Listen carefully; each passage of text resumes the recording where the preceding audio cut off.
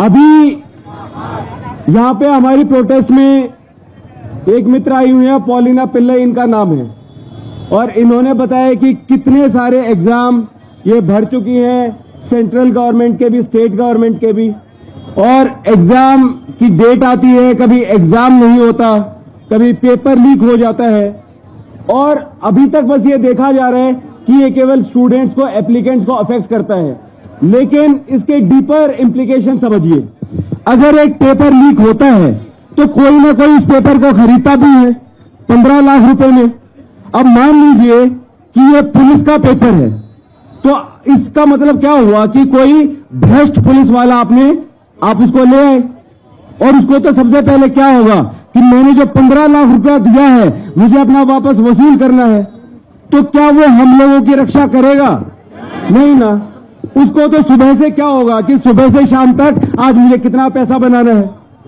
इसी तरीके से आप किसी डॉक्टर को देखिए कि अगर कोई डॉक्टर इस तरीके से बन गया, कोई इनकॉम्पिटेंट इंसान आ गया, भ्रष्टाचार से आ गया, तो क्या है फिर मेडिकल सिस्टम में भी भ्रष्टाचार होगा। और आज ये हम देख रहे हैं कि हेल्थ केयर की सिचुएशन क्या होती जा रही है। तो इसलिए जो पेपर लीक का मुद्दा है वो केवल स्टूडेंट्स तक लिमिटेड नहीं है, वो एक पूरे देश का करप्शन का मुद्दा है, और इसलिए इसे रोकने की जरूरत है। अब पॉलिना ने मुझे बताया कि सर इतने साल से हम इसी में ही लगे हुए हैं। अब सोचिए कि ये देश का कितना बड़ा लॉस है कि एक जो युवा है, जो उत्साह से, जोश से, एनर्जी से भरा हुआ है, जो देश की प्रोडक्टिविटी में कारगर साबित हो सकता है, आपने उसको किस जाल में उलझा रखा है? फॉर्म भरो, पेपर लिखो, पेपर कैंसिल होगा, फिर से भरो, ये सब क्या है? लोग काम करना चाहते हैं तो आप उन्हें रिक्रूट कीजिए, उन्हें काम करने दीजिए। क्या सरकार को इतनी सी बात समझ में नहीं आती? सरकार कुछ समझदार लोगों को अपने साथ शामिल क्यों नहीं करती? अनपढ़ लोगों की सरकार नहीं चलेगी, नहीं चलेगी। अनपढ़ लोगों की सरकार, तो अच्छे शिक्षा मंत्री लाइए। आपके पास अगर कोई भी ऐसा मंत्री नहीं है तो मैं रिकमेंड कर दूंगा कि सोनम वांगचुक सर तो है ही, लेकिन बात ये नहीं है कि सोनम वांगचुक सर ही शिक्षा मंत्री बने। बात ये है कि जो भी बने वो इनके जैसा हो। शिक्षा मंत्री कैसा हो? शिक्षा मंत्री कैसा हो? अगर एक अच्छा शिक्षा मंत्री नहीं होगा तो क्या होगा? जो शिक्षक है वो उनको भी क्या गाइड करेगा? और जब शिक्षक अच्छे नहीं होंगे तो स्टूडेंट्स क्या सीखेंगे? तो देखिए कि ये एक पूरा का पूरा जंजाल बनता जा रहा है, और इस जंजाल को कौन तोड़ेगा? कॉकरोच तोड़ेंगे।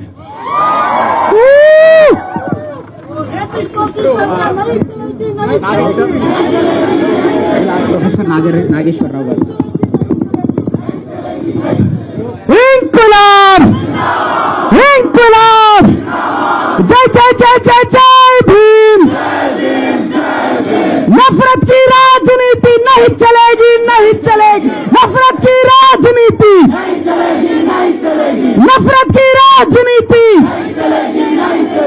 पेपर लीक की राजनीति, नफरत की राजनीति। भारत माता की, भारत माता की। ప్రముఖ జర్నలిస్ట్ మన ప్రొఫెసర్ నాగేశ్వరరావు సార్ని మాట్లాడాల్సిందిగా కోరుతున్నాడు. అందరూ గట్టి చప్పట్లతో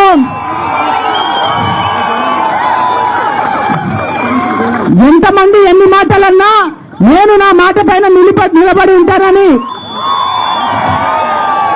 ఎన్నో ఏళ్లగా ప్రజల పట్ల నిలబడి ఉన్న ప్రొఫెసర్ నాగేశ్వరరావు గారికి గట్టిగా చప్పట్లు కొట్టాల్సిందిగా కోరుతున్నాను.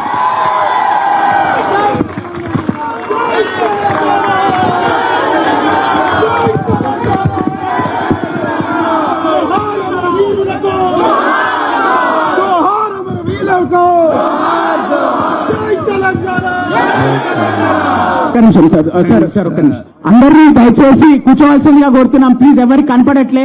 ఎండలో ఉన్నా ఏం కాదు, కొంచెం సేపు ఎండ తీసుకుందాం. 22 లక్షల మంది పేపర్ లీక్ల బాధన పడి 5 మంది సూసైడ్ చేసుకున్నారు.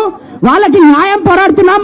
అందరం ఎండ అయినా సరే తట్టుకొని నిలబడదాం. మొత్తం ఫోటోలు అన్నిట్లో అందరూ ఎంతమంది వచ్చినాలో జన సముద్రం కనపడాలి కాబట్టి అందరికి కనిపించే విధంగా రోడ్డు మీద కూర్చోవాలి. మనందరం రోడ్డు మీద కూర్చోండి అని కోరుకుంటున్నాం. మమ్మల్ని మిత్రులారా, మీ అందరినీ రోడ్డు మీద కూర్చోవాలని కోరుకుంటున్నా. ప్లీజ్ మిత్రులారా, ఈ దేశంలో గత కొన్ని నెలలుగా అయ్యా పేపర్ లీక్లు అవుతున్నాయి. అది నీట్ ఎగ్జామ్ కావచ్చు, సిబిఎస్ఈ ఎగ్జామ్ కావచ్చు, ఇంకో ఎగ్జామ్ కావచ్చు. అయ్యా మీరు ఒక మారల్ రెస్పాన్సిబిలిటీగా రాజీనామా చేయండి అంటే ధర్మేంద్ర ప్రధాన్ ఎక్కడున్నాడో కూడా గుర్తు తెలియడం లేదు. మీకు ఎక్కడో ఒకసారి రైల్వే యాక్సిడెంట్ అయితే రైల్వే మంత్రి లాల్ బహదూర్ శాస్త్రి రిజైన్ చేశాడు. లాల్ బహదూర్ శాస్త్రి నుంచి ధర్మేంద్ర ప్రధాన్ వరకు వచ్చాం మన రాజకీయం. ఉల్లిగడ్డల ధరలు పెరిగాయి అని ఆర్థిక మంత్రిని అడిగితే నేను ఉల్లిగడ్డ తినను, నాకు అలవాటు లేదు అని చెప్పాను. పెట్రోల్, డీజిల్, గ్యాస్ ధరలు పెరిగాయి అంటే ఏడాది దాకా బంగారం కొనడం మానేయండి అని చెప్తున్నారు. ఎందుకు మనం ఏమడుగుతున్నాం? అయ్యా ధర్మేంద్ర ప్రధాన్ రాజీనామా చేస్తే సోనం వాంగ్చుక్ ఏం కాడు ఎడ్యుకేషన్ మినిస్టర్. ధర్మేంద్ర ప్రధాన్ రాజీనామా చేస్తే నాగేశ్వరేం కాడు ఎడ్యుకేషన్ మినిస్టర్. కానీ ఎందుకు అడుగుతున్నామంటే ఒక పొలిటికల్ అకౌంటబిలిటీ ఉండాలి ఈ వ్యవస్థలో అంటున్నాను. కానీ మరి ఎందుకు లేదు? యూత్ గా మనం అడగాలి, ఎందుకు ఉండడం లేదు? ఏమైతే ఒక మంత్రి పదవి పోతే అంటే మీకు చిన్న కథ చెప్తాను. యమధర్మరాజు దగ్గరికి ఒక 40-50 ఏళ్ల క్రితం చనిపోయిన ఒక ఇండియన్ పొలిటీషియన్ వెళ్ళాడట. వెళితే యమధర్మరాజు బయటికి వచ్చి పూలదండ వేసి స్వర్గానికి తీసుకెళ్లి ఇంద్రుడికి పరిచయం చేసి భూమిపైన ఒక గొప్ప దేశం ఉంది భారతదేశం, ఆ దేశంలో ఒక గొప్ప రాజకీయ నాయకుడు అని చెప్పి స్వర్గాల్లో అప్పచెప్పొస్తాడట. 20 ఏళ్ల క్రితం ఒక రాజకీయ నాయకుడు చనిపోయిపోతే బయటికి వచ్చి పూలదండ వేసి ఇంకో అలా స్ట్రేట్ గా రైట్ సైడ్ వెళ్ళండి స్వర్గం వస్తుంది, అక్కడ నా పేరు చెప్పి ఇంద్రుడిని కలవండి అంటాడట. ఇక ఈ మధ్య చనిపోయిన ఒక రాజకీయ నాయకుడు పోతే సింహాసనం మీదకెళ్ళి లేవకుండా అలా స్ట్రేట్ గా పోవయ్యా స్వర్గం వస్తుంది అంటాడట. ఇది చూసి చిత్రగుప్త అడుగుతాడట, యమధర్మరాజా మీరు ఎందుకు ఇట్లా మారారు? 50 ఏళ్ల కింద మీరే పర్సనల్ గా వెళ్లారు ఇంద్రుని దగ్గరికి, 20 ఏళ్ల కింద మీరు వెళ్ళి పూలదండ వేసి చూపారు, ఇప్పుడు కదులుతలేరంటే నేను లేస్తే ఆ రాజకీయ నాయకుడు నా సింహాసనంలో కూర్చుంటాడు అన్నాడు. ఇది ప్రాబ్లం మన దేశంలో. అందువల్ల ఇవాళ ఏమడుగుతున్నాం? 1000 కోట్ల రూపాయలు బడా కార్పొరేట్ కంపెనీలకు ప్రభుత్వాలు రాయితీలు ఇస్తున్నాయి, 1000 కోట్లు. కానీ తెల్లారి పొద్దున ఈమెయిల్ వస్తుంది నీ ఉద్యోగం పోయింది అని చెప్పి. అరే దీనికి ఎవడు బాధ్యుడురా? కనీసం ఉద్యోగం తీసేసేముందన్న థ్యాంక్ యూ చెప్పడా? ఓ ఈమెయిల్ పొద్దున వేస్తే ఆఫీస్ ఈమెయిల్ ఓపెన్ కాదు. ఇంత అవమానకరంగా ఉద్యోగాలకు వెళ్ళి తీసేయాల్సిన అవసరం ఉందా? క్యాంపస్ లో హైరింగ్ జరగదు. ఇవాళ 20% ఇండియాలో యూత్ అన్ఎంప్లాయ్మెంట్ 20%. ఎందుకు ఇలా ఉండాలి? అయ్యా మేమేమంటాను, మాకు ఉద్యోగాలు ఇస్తే ఈ దేశ సంపదను తీసుకొస్తాం. మీరు $5 ట్రిలియన్ తేలేదు కానీ మేము తెస్తాం, మాకు ఉద్యోగాలు ఇవ్వండి అని అడుగుతున్నాం. మేమేం తేరగా పరాన్న జీవులుగా పారాసైట్స్ గా బతకాలని అనుకోవడం లేదు, కష్టపడి పనిచేయాలనుకుంటున్న కాక్రోచ్లను మేము అని చెప్తున్నాం. కానీ ఇవాళ ఉద్యోగాల గురించి అడిగితే ఎవరు ఆన్సర్ చెప్పరు.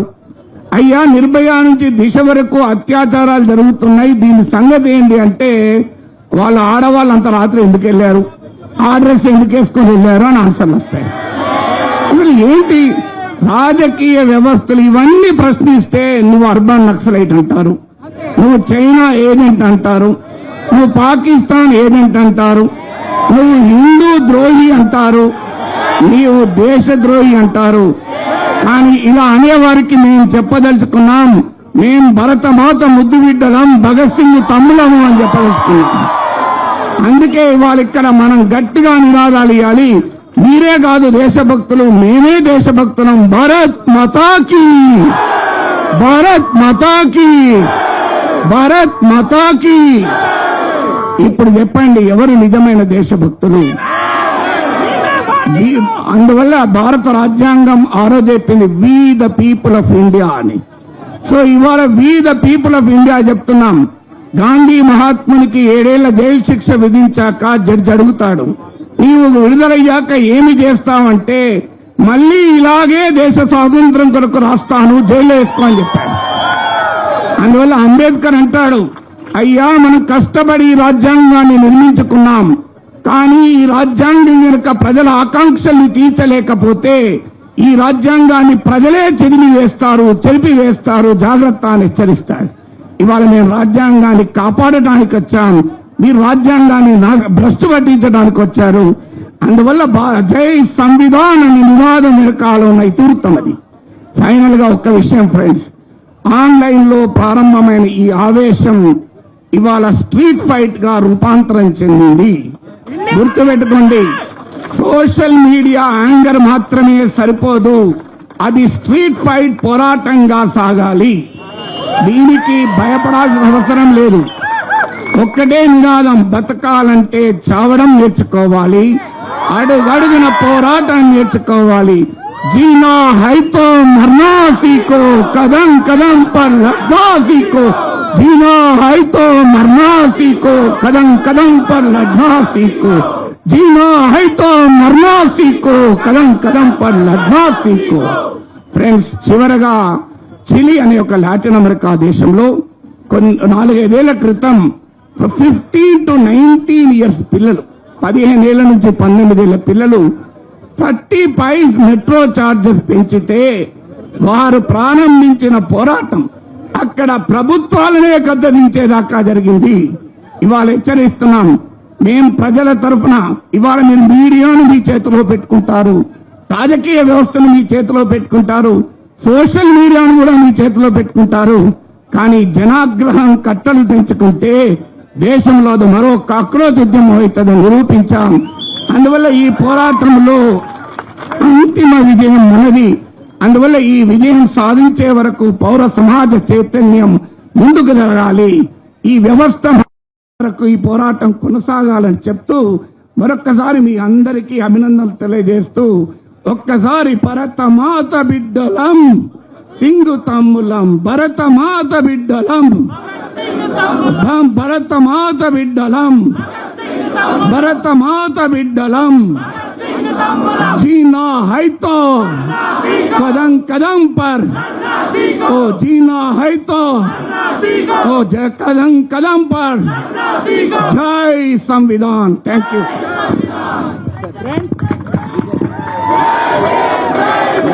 Friends, we'll all take the pledge of the preamble of the Constitution. I request you all to repeat after me.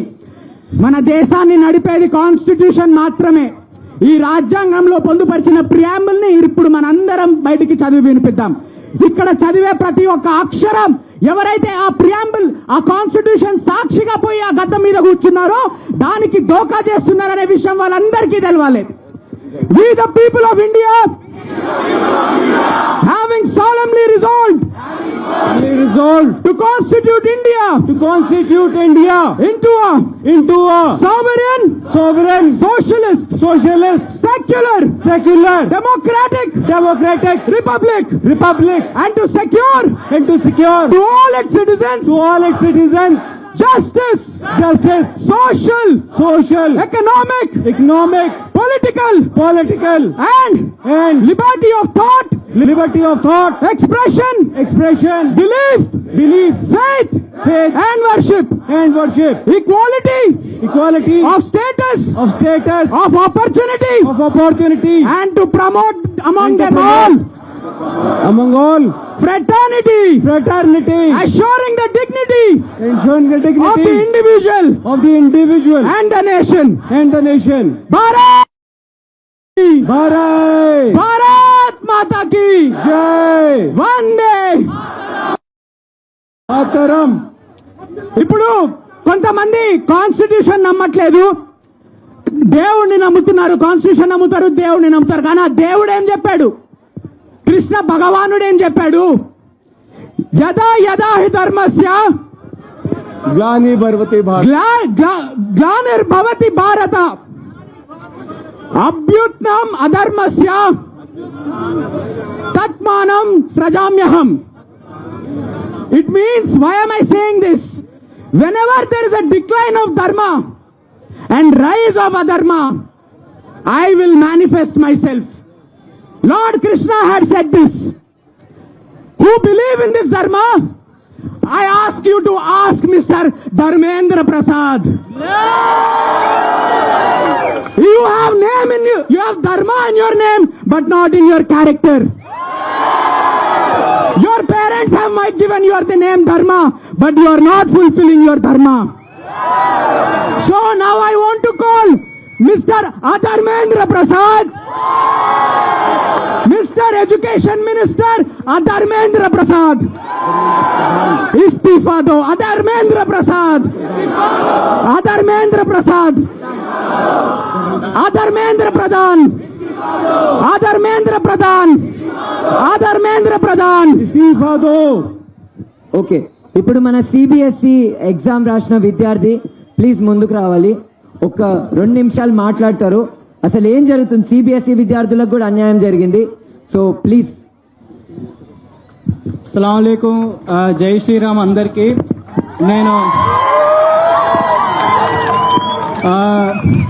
నేను సిబిఎస్ఈ ఎగ్జామ్ రాసా ఈ ఇయర్. అండ్ ఎగ్జామ్ రిజల్ట్స్ వచ్చేంత వరకు చాలా హ్యాపీగా ఉండే, చాలా బాగా రాసామని అందరం అనుకున్నాం. కానీ రిజల్ట్స్ వచ్చాక ఛాతీలో వాళ్ళు దించిన బాణాలు మరీ దారుణంగా ఉండే. అసలు బీజేపీ సర్కార్ శరం కరో. ఈ నీట్ ఎగ్జామ్ గురించి కూడా మన ప్రధానమంత్రి మోదీ ఏం మాట్లాడట్లేదు. మొన్న డీలిమిటేషన్ బిల్ పాస్ అయినప్పుడు అరగంట వచ్చి అమ్మాయిల కోసం బిల్ పాస్ చేయలేదు ఇది అని ఏడ్చారు. నీట్ ఎగ్జామ్ ఓన్లీ అబ్బాయిలే రాస్తున్నారని అడుగుతున్నా నేను.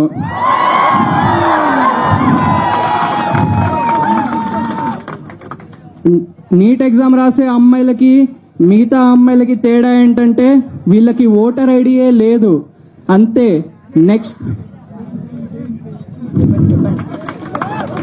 ఇప్పుడు చెప్తున్నాను, ఈ ప్రధాన మంత్రి కనుక ఈ స్టూడెంట్స్ తో ఈ మూమెంట్ లో కనుక ఏం మాట్లాడలేదనుకో, నెక్స్ట్ టైం నా మాట గుర్తుపెట్టుకోండి, నెక్స్ట్ టైం వచ్చేసరికి ఎలక్షన్ లో ఓటులే పడవు, స్టూడెంట్స్ సపోర్టే ఉండదు మీకు. అండ్ ఇక్కడ సోనం వాంచుక్ గారిని నాకు మా ఫాదర్ ఇంట్రడ్యూస్ చేశారు. అప్పటి నుంచే ఆయన ఐడియాలజీస్ ఇవన్నీ నాకు చాలా నచ్చాయి. అండ్ అప్పటి నుంచే వాళ్ళని ఫాలో అవుతున్నా. అండ్ మా mother she use to always surf on Tulasi ma'am videos in our kitchen and always. So it is been very nice to meet you both ma'am. Thank you sir. Thank you అన్నా. CBSE विद्यार्थी संघर्ष करो, हम तुम्हारे साथ हैं. CBSE विद्यार्थी संघर्ष करो. जो नेता हैं वो खुद को ऐसा क्यों मानने लगे हैं कि जैसे हम तो सबके बॉस बन गए, माई बाप बन गए. क्यों? क्योंकि हम लोग बोले नहीं, लेकिन अभी हम लोगों को बोलते रहना है. और जो तेलंगाना की मीडिया है, आपसे मेरी एक रिक्वेस्ट है कि जो लैंग्वेज है ना वो भी हमारे दिमाग को बहुत प्रभावित करती है. तो हम मीडिया में, अखबार में क्या लिखते हैं? Ruling party. वो रूलिंग पार्टी नहीं है, वो गवर्निंग पार्टी है. आप उनको बार बार बोलोगे रूलिंग पार्टी तो वो खुद को रूलर समझने लगते हैं. तो प्लीज जितने भी तेलंगाना के अखबार है, टीवी चैनल है, आज से रूलिंग पार्टी बंद, गवर्निंग पार्टी बोलना शुरू कीजिए. और अब मैं इनवाइट करना चाहता हूं कि पॉलिना पिल्लई जो एक स्टूडेंट है, वे बताएं कि उनके जीवन पे क्या क्या प्रभाव पड़ा है इन पेपर लीक्स का.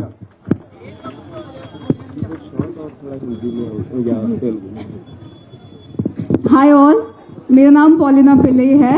For the past 6 years, I've been writing multiple exams, be it competitive or state or central government. The main concern here is कभी नोटिफिकेशन निकलता है. Right after Covid the education system has declined very badly. कभी notification नहीं निकलता है, notification निकलने के बाद एग्जाम नहीं होता है, एग्जाम दे भी देते हैं हम तो उसका रिजल्ट टाइम पर नहीं आता है. Sometimes they made this as an money extortion thing. वो एप्लीकेशन फीस लेते हैं, उसके बाद एग्जाम कंडक्ट नहीं करते, एप्लीकेशन फीस का रीएम्बर्समेंट बोलते हैं, वो फीस दोबारा आता नहीं है. So it is a grave concern because people who write these exams, be it NEET, be it UPSC, they go further and become doctors and become people who govern the state, who govern the country, who go into administration. If we send forward people through corruption, जैसे what would they do going forward? आज उन्होंने पैसे दे के seat खरीद लिया, कल जाके seat पे बैठ के काम क्या करेंगे जब उनको कुछ आता नहीं है? जो लोग कैपेबल है, जो लोग डिजर्विंग है, उनके पास पैसा नहीं है, तो ये नहीं है कि वो लोग कर नहीं पाएंगे, because we have a constitution that gives opportunity to everybody. If you're capable, if you have the eligibility, you can reach there. And ये जो movement है, it is not political. It is concern of every student, every parent who has been trying to come forward in the system, gain a proper respectful living. Okay? Yes. ఇప్పుడు మన తులసి చందు గారు మాట్లాడతారు. తులసి చందు.